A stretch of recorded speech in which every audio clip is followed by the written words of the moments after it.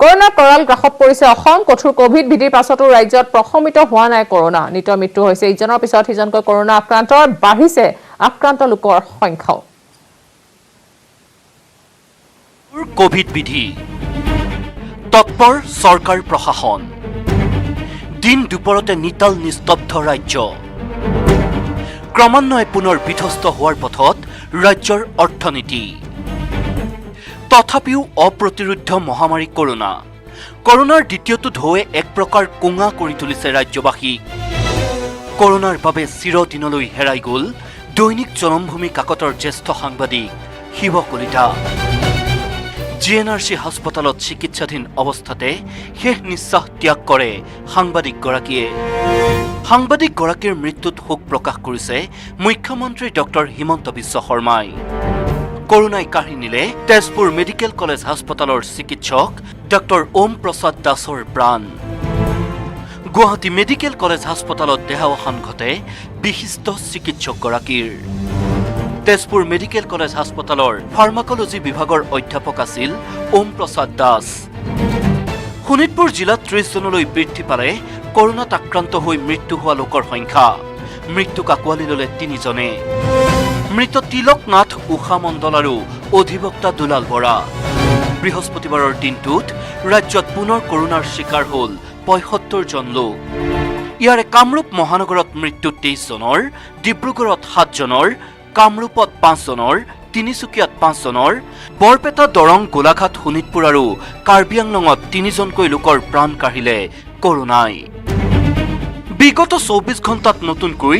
ৰাজ্যৰ ৫,৪৬৮ জন লোকৰ দেশত অৱস্থিতি লৈছে বিশ্বত্ৰাস কৰোনাই ইয়াৰে কামৰূপ মহানগৰ জিলাত আক্ৰান্ত ১,১৭৩ জন লোক ইয়াৰ লগে লগে ৰাজ্যত ৯.18% বৃদ্ধি পালে কৰোনাত আক্ৰান্তৰ হাৰ দেশজুৰি প্ৰতিদিনে উদ্বেগজনকভাৱে বাঢ়িছে কৰোনাত মৃত আৰু আক্ৰান্ত লোকৰ সংখ্যা দেশত নতুনকৈ কৰোনাত আক্ৰান্ত ৩,৪৪,১৪৪ জন লোক বিগত ২৪ ঘণ্টাত কৰোনাই প্ৰাণ কাঢ়িলে ৪,০০০ জন লোকৰ সম্প্ৰতি দেশত চিকিৎসাধীন ৩৭,০৪,৮৯৩ জন আক্ৰান্ত এনে জটিল পৰিস্থিতিত বাৰুকৈয়ে উদ্বিগ্ন হৈ পৰিছে কেন্দ্ৰীয় চৰকাৰ বিভিন্ন পদক্ষেপ গ্ৰহণ কৰাৰ পাছতো সংক্ৰমণ বৃদ্ধিয়ে দিশহাৰা কৰিছে দেশবাসী bureau report news 18 Assam north east breaking news গুৱাহাটীত আৰু কঠোৰ হ'ব কোভিড বিধি কৰোনা সংক্ৰমণ ৰোধ নহলে কঠোৰ হ'ব কোভিড বিধি তিনিচুকীয়া আৰু ডিব্ৰুগড়তো কঠোৰ হ'ব কোভিড বিধি এই ঘোষণা মুখ্যমন্ত্ৰী ডক্টৰ হিমন্ত বিশ্ব শৰ্মাৰ অসমত লকডাউনৰ সম্ভাৱনা নস্যাৎ কৰিছে মুখ্যমন্ত্ৰীয়ে আৰু 50 ঊৰ্ধৰ সকলো ব্যক্তিক কৰোনা আক্ৰান্ত যদি লোক হয় তেনেহলে হস্পিটেললৈ অহাটো বাধ্যতামূলক বুলি জনাইছে 17 মেৰ পৰা প্ৰযোজ্য হ'ব এই নিয়ম চাহ বাগিচাত কাইলৈৰ পৰা হ'ব নতুন এছঅপি বিগত বৰ্ষৰ পৰা এতিয়ালৈ ৰাজ্যত কৰোনাত মৃত্যু হৈছে ১,৯৮৪ জন লোকৰ কণ্টেইনমেণ্ট জোনত থকা BPL লোকক খাদ্য সামগ্ৰী যোগান ধৰিব চৰকাৰে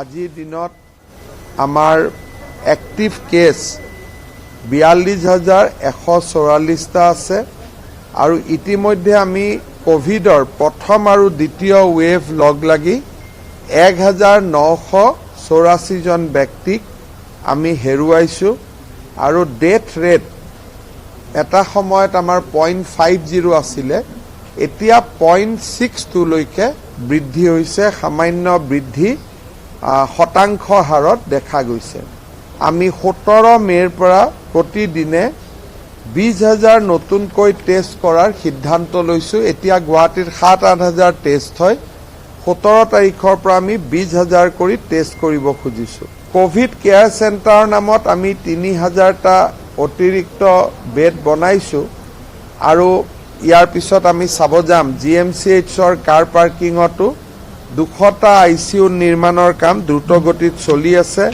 কালাপাহাৰত 24টা চলি আছে আমাৰ হাতত ৰেমডিচিভিৰ আদি পৰ্যাপ্ত পৰিমাণে আছে অক্সিজেন আমাৰ লগত থকাৰ উপৰিও বৰ্তমান আমাক ভাৰত চৰকাৰে প্ৰতিদিনে 25 মেট্ৰিক টন অক্সিজেন আমাক এলট কৰিছে আৰু এই অক্সিজেন আমি দুৰ্গাপুৰ আৰু বাৰ্ণপুৰ পশ্চিমবংগৰ এই দুইটা স্থানৰ পৰা আমি আনি আছোঁ। ভেকচিনেশ্যনৰ ক্ষেত্ৰত আমি বৰ্তমানলৈকে 27,56,790 জন ব্যক্তিক ভেকচিন আমি দিব পাৰিছোঁ আৰু আমাৰ এই ভেকচিন কাৰ্যসূচী নিৰন্তৰ গতিত চলি আছে। আজি আমাৰ হাতত 3,70,000 ভেকচিন আমাৰ লগত মজুত আছে আৰু অসম আৰোগ্য নিধিৰ পৰা আমি বিলো 44 ইয়াৰ্ছৰ মেডিচিন আমি কিনি আছোঁ আৰু ভেকচিন কিনি আছোঁ। 44ৰ এজ গ্ৰুপৰ ওপৰৰ ভেকচিন আমি ভাৰত চৰকাৰৰ পৰা বিনামূলীয়াকৈ পাই আছোঁ। 17 মে'ৰ পৰা গুৱাহাটীত 50 বছৰৰ ওপৰত যোন কোভিড ৰোগী ধৰাত পৰিব তেওঁলোকৰ কাৰণে আমি মেণ্ডেটৰী কোৱাৰেণ্টাইন কৰাৰ সিদ্ধান্ত লৈছোঁ।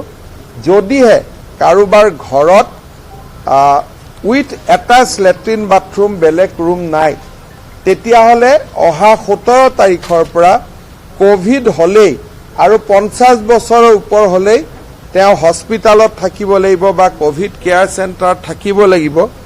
কাৰণ আমি দেখা পাইছোঁ যে GMCHত বৰ্তমানলৈকে যোৱা এই ছেকেণ্ড ৱেভত 180 জন ব্যক্তিৰ মৃত্যু হৈছে আৰু ইয়াৰ ভিতৰত more than 50% অকল 50 বছৰৰ ওপৰৰ ঊৰ্ধৰ ব্যক্তি। সেইকাৰণে আমি এই ক্ষেত্ৰতো অলপমান কঢ়া হ'ব লাগিব আৰু সেই ধৰণে আমি আগবাঢ়িছোঁ। লকডাউনৰ সম্ভাৱনা গোটেই অসমত নাই, কিন্তু ডিব্ৰুগড়, তিনিচুকীয়া আৰু গুৱাহাটী মহানগৰীত যদি পৰিৱেশ উন্নত নহয় অহা 7 দিনত হয়তো আমি ইয়াতকৈ বেছি ৰেষ্ট্ৰিকশ্যনৰ কথা চিন্তা কৰিব লাগিব। 2000 টকা আমি তেওঁলোকক যদি কোনোবা এৰিয়া যদি আমি কোৱাৰেণ্টাইন কৰোঁ, সেই কোৱাৰেণ্টাইন এৰিয়াৰ ভিতৰত যদি কোনোবা দুখীয়া মানুহ থাকে তেওঁলোকক আমি যোৱাবাৰৰ দৰে এটা 2000 টকাৰ এককালীন আমি খোৱা বোৱাৰ সুবিধা কৰি দিম, অৰ্থাৎ কিছু চাউল কিছু দালি এনেকৈ দিম। অহা সোমবাৰৰ পৰা ইয়াক আমি আৰম্ভ কৰিম। ৰবিবাৰে মোৰ DCSPৰ লগত ভিডিঅ' কনফাৰেন্স আছে, তাৰ পিছত সোমবাৰৰ পৰা এই ব্যৱস্থাটো আৰম্ভ হ'ব। নগাঁও ব্ৰহ্মপুৰত 18টাকৈ বন্যহস্তীৰ মৃত্যু ঘটাৰ পিছত আজি বিধায়ক জিতু গোস্বামীক লগত লৈ সেই স্থানত উপস্থিত হ'ল বনমন্ত্ৰী পৰিমল শুক্লবৈদ্য। বনমন্ত্ৰীগৰাকীক সংগ দিলে বন বিভাগৰ আটাইকেইগৰাকী উচ্চ পদস্থ বিষয়াৰ লগতে অসম কৃষি বিশ্ববিদ্যালয়ৰ বিশেষজ্ঞৰ দলে।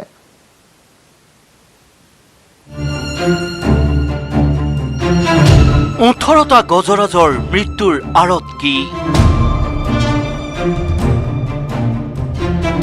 বজ্ৰপাত নে আন কিবা? কাহানিও নোহোৱা নোপোজা এই শোকাবহ ঘটনাৰ তদন্ত কৰিবলৈ তপতজুৰিৰ বামুণী পাহাৰত উপস্থিত হ'ল বনমন্ত্ৰী পৰিমল শুক্লবৈদ্য, লগত বৰহমপুৰৰ বিধায়ক জিতু গোস্বামী। ঘটনাস্থলী পৰিদৰ্শন আৰু বন বিষয়াৰ সৈতে আলোচনাৰ পাছত বজ্ৰপাতৰ বাবে 18টাকৈ বন্যহস্তীৰ মৃত্যু হোৱাৰ কথাই দোহাৰিলে বনমন্ত্ৰীয়ে। ওপৰত গৈ এটা পাৰ্থক্য কৰিলোঁ, হয় এইটো লাইটেনিঙত হ'ব পাৰে, মানে আমি যিটো বজ্ৰপাতত হোৱাৰ সম্ভাৱনা আছে। যিমানখিনি আইডেণ্টিফাই হৈছে, যোৱাকালিও কৈছিলোঁ যে 18টা আমি হস্তীৰ মৃতদেহ আমি উদ্ধাৰ কৰিব পাৰিছিলোঁ যোৱাকালি। আজিও আমি 18টালৈকে আমি দেখিলোঁ, তথাপি আমাৰ গোটেইখিনি চাৰিওফিনে চোৱাৰ এটা ব্যৱস্থা চলি আছে বিভাগীয়ভাৱে, যে কোনো ঠাইত বা কোনো গহ্বৰত কিবা এনেকুৱা কিবা আছে নেকি। পাহাৰেৰে আৱৰা হাবিৰ মাজত পৰি থকা বন্যহস্তীৰ মৃতদেহ পৰীক্ষা কৰি একেই সন্দেহ কৰিছে পশু চিকিৎসকৰ দলেও। যি আমি এতিয়া যি দেখা পাইছোঁ, আমাৰ ভেটেনেৰী এটা টিমে অলৰেডি তেওঁলোকক পষ্টমৰ্টেম কৰি আছে। পষ্টমৰ্টেম কৰিলে এটা বস্তু নিশ্চিত হ'ব, যদি কিবা বিষক্ৰিয়াত হৈছে বা বেলেগ ধৰণৰ কোনো কাৰণত যদি এই ঘটনাটো হৈছে সেইটো আমি কনফাৰ্ম হ'ম। আৰু এতিয়া আমি অন্ত্যেষ্টিক্ৰিয়াৰ কাৰণে চিন্তা চৰ্চা কৰি আছোঁ। কিন্তু এই মৰ্মান্তিক ঘটনাক সহজে মানি ল'ব পৰা নাই স্থানীয় লোকে। ইয়াৰ আঁৰত বন ধ্বংসৰ চক্ৰান্ত লুকাই থকাৰো সন্দেহ একাংশৰ। এই সন্দেহক নস্যাৎ নকৰাকৈ বন ধ্বংসকাৰীক কঠোৰ হাতেৰে দমন কৰাৰ হুংকাৰ দিলে স্থানীয় বিধায়ক জিতু গোস্বামীয়ে। বিধায়কগৰাকীৰ পোনপটীয়া কথা, বৰহমপুৰৰ এডাল গছো হাত দিব নোৱাৰিব দুষ্কৃতিকাৰীয়ে। 18টাকৈ বন্য হস্তীৰ মৃত্যু হোৱা ঠাইত 4জোপা গছ জ্বলি ছাই হোৱা দৃশ্য প্ৰত্যক্ষ কৰিছে বন বিভাগৰ লগতে তদন্তকাৰী দলে। বন বিভাগৰ তথ্যমতে এই ঘটনাত নিহত হৈছে 4টা হাতী পোৱালিও। মৃত্যু হোৱা 18টা হাতীৰ মাজত 10টা মতা আৰু 8টা মাইকী হাতী। অৱশ্যে মৰণোত্তৰ পৰীক্ষাৰ প্ৰতিবেদনতহে স্পষ্ট হ'ব এই শোকাবহ ঘটনাৰ আঁৰৰ প্ৰকৃত সত্য। পুৰণি গুদামৰ পৰা হেমন্ত দাসৰ সহযোগত নগাঁৱৰ পৰা নীলোৎপল বৰাৰ report, news 18 Assam north east. এতিয়া উদ্ঘাটন হোৱা নাই 18টা গজৰাজৰ মৃত্যুৰ ৰহস্য। পোষ্টমৰ্টেম ৰিপৰ্টৰ পাছতহে পোহৰলৈ আহিব মৰ্মান্তিক ঘটনাৰ আঁৰৰ কাৰণ। পুৱাই ঘটনাস্থলী পৰিদৰ্শন বন মন্ত্ৰী পৰিমল শুক্লবৈদ্যৰ। উচিত তদন্তৰ আহ্বান প্ৰকৃতি দল সংগঠনৰ। বজ্ৰপাত নহয়, 18টা বন্য হস্তীৰ মৃত্যুৰ আঁৰত আছে কোনো অদৃশ্য শক্তিৰ হাত। বন বিভাগ, পশু চিকিৎসকৰ লগতে বন মন্ত্ৰী পৰিমল শুক্লবৈদ্য আৰু স্থানীয় বিধায়কে বাৰম্বাৰ কৈ থকা বজ্ৰপাতৰ থিয়ৰী মানি ল'ব পৰা নাই দল সংগঠনৰ লগতে বহু লোকে। আনকি প্ৰকৃতিপ্ৰেমী সংগঠন নেচাৰ্ছ বেকনৰ সৌম্যদীপ দত্তইও উচিত তদন্তৰ দাবী কৰিছে এই শোকাবহ ঘটনাৰ। লগতে সমগ্ৰ দেশ জোকাৰি যোৱা এই মৰ্মান্তিক ঘটনাৰ সৈতে কোনো ব্যক্তি জড়িত থাকিলে তেনে লোকক কঠোৰ শাস্তি বিহাৰ দাবী সৌম্যদীপ দত্তৰ। আমি বিচাৰিছো যে অসম চৰকাৰে যাতে এই ঘটনাৰ এটা উচিত তদন্ত কৰে আৰু যদি প্ৰাকৃতিকভাৱে যদি হাতীবোৰৰ মৃত্যু হোৱা নাই, এইটো যদি হত্যা হয়, তেতিয়াহ'লে হত্যাকাৰীক যাতে উচিত শাস্তি প্ৰদান কৰে। এই ঘটনাটোৰ সম্পৰ্কে বিতংকে জানিবলৈ হ'লে আমি অলপ অপেক্ষা কৰিব লাগিব। আমি পোষ্টমৰ্টম ৰিপৰ্টৰ কাৰণে ৰখি আছো।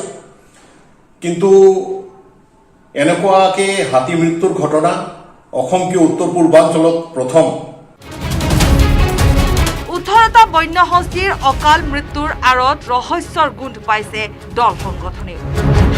শোকাবহ মৃত্যুক আঁকোৱালি লোৱা প্ৰতিটো বন্য হস্তীৰ মৰণোত্তৰ পৰীক্ষা নিয়াৰিকৈ সম্পন্ন কৰাৰ দাবী দল সংগঠনৰ। মৰণোত্তৰ পৰীক্ষাৰ লগতে ঘটনাৰ উচিত তদন্তৰ দাবীত দল সংগঠনে বন মন্ত্ৰীৰ হাতত অৰ্পণ কৰিছে এখন স্মাৰক পত্ৰ। নিৰ্বাচিতৰ মুখ্যমন্ত্ৰীগৰাকীলৈ আহ্বান জনাইছে এই গোটেই বিষয়টো চৰজমিন তদন্ত হ'ব লাগে আৰু যদি কোনোবা অপশক্তিয়ে যদি হাতীসমূহক যদি তেনেকুৱা ধৰণৰ নকৰিবলগীয়া কিবা কাম কৰিছে তেনেহ'লে বিহিত ব্যৱস্থা ল'ব লাগে। কথা আমি স্পষ্টভাৱে কথা কৈছোঁ। কিন্তু কোনো কালে নোহোৱা নোপোজা এই ঘটনাৰ আঁৰত প্ৰকৃততে কি আছে সেয়া স্পষ্ট হ'ব মৰণোত্তৰ পৰীক্ষাৰ প্ৰতিবেদনতহে। নগাঁৱৰ পৰা Nilotpal Bora report, news 18 Assam north east. খবৰ আৰু আছে, কিন্তু তাৰ আগতে ল'ব লাগিব এটা সৰু বিৰতি। ৰঙেৰে সকলোৰে জীৱন মধুময় হওক। মই জুবিন গাৰ্গে সূৰ্যা চিমেণ্টৰ ফালৰ পৰা সকলোলৈকে ৰঙালী বিহুৰ বহুত বহুত শুভকামনা জনালোঁ।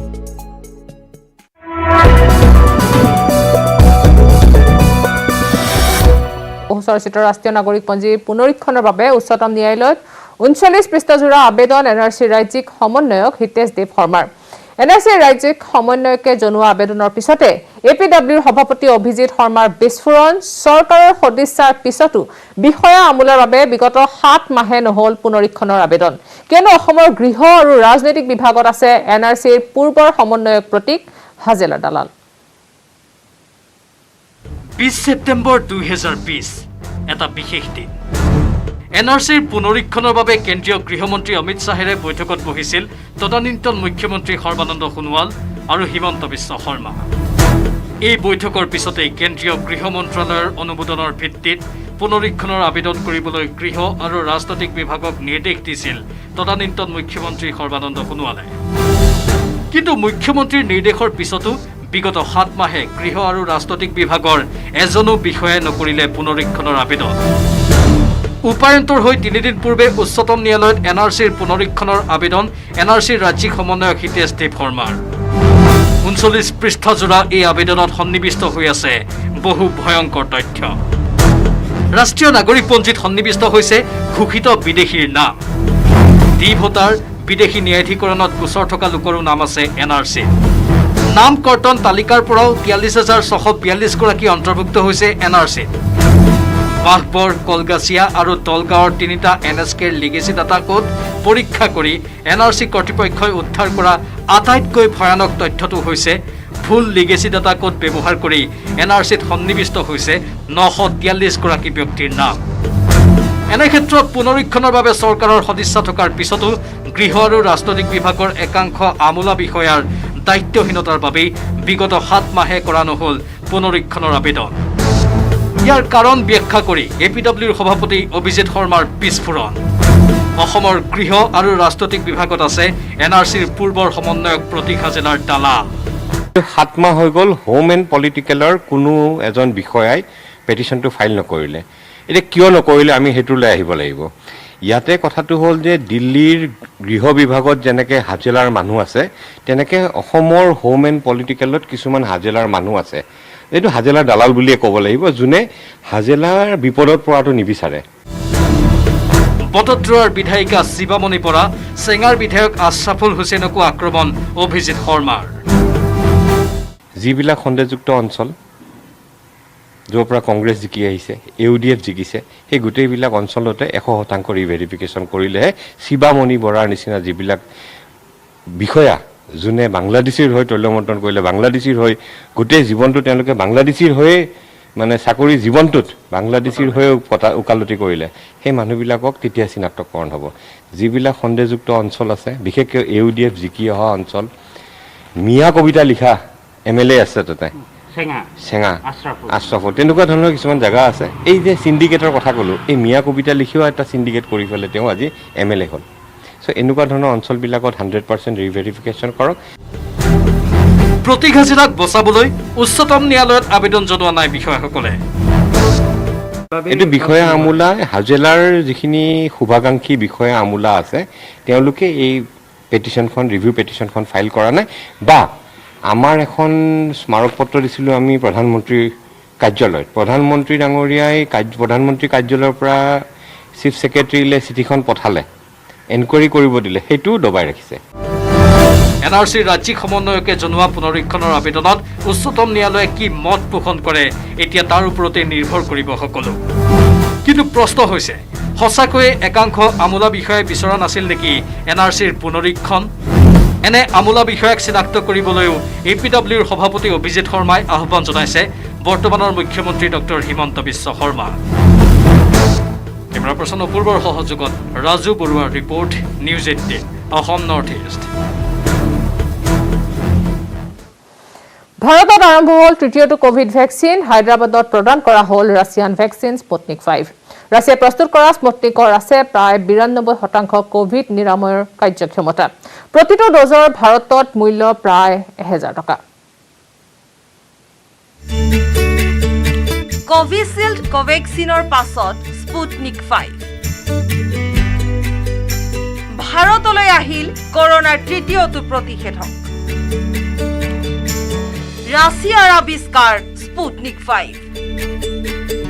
দেশত কৰোনাৰ ভয়াৱহ সংক্ৰমণ ৰোধৰ বাবে কেন্দ্ৰীয় চৰকাৰে ব্যৱস্থা কৰিছে টীকাকৰণৰ। ইতিমধ্যে জীৱনদায়িনী 2 ভেকচিন কোভেক্সিন আৰু কোভিচিল্ডৰ প্ৰদান কৰা হৈছে দেশৰ 18 কোটি লোকক। কিন্তু চাহিদা অনুসৰি ভাৰতত উপলব্ধ হোৱা নাই ভেকচিন। সেয়েহে ৰাছিয়াই আৱিষ্কাৰ কৰা স্পুটনিক 5 ভেকচিন উপলব্ধ হ'ব ভাৰতৰ বজাৰত।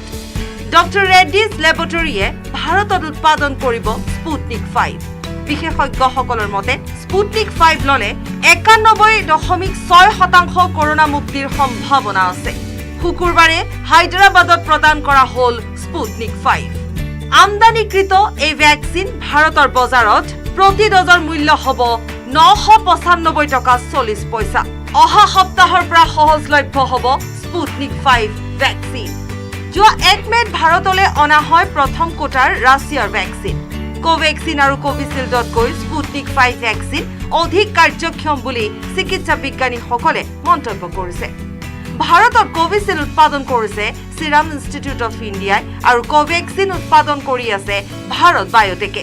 বিশ্বত আটাইতকৈ কাৰ্যক্ষম 3বিধ ভেকচিনৰ ভিতৰত তৃতীয়টো হ'ল স্পুটনিক 5। আন দুবিধ অতি কাৰ্যক্ষম ভেকচিন হ'ল ফাইজাৰ আৰু মডাৰ্না। উল্লেখযোগ্য যে স্পুটনিক 5 বজাৰত উপলব্ধ হ'ব জুলীয়া আৰু পাউডাৰৰ ৰূপত। সন্দেহ নাই ভাৰতৰ বজাৰত তৃতীয়টো ভেকচিন উপলব্ধ হোৱাৰ পাছত দেশবাসীৰ চাহিদা কিছু হ'লেও পূৰণ কৰিব পাৰিব। News desk report, news 18 Assam north east. খবৰ আৰু আছে, কিন্তু তাৰ আগতে ল'ব লাগিব পুনৰ এটা বিৰতি।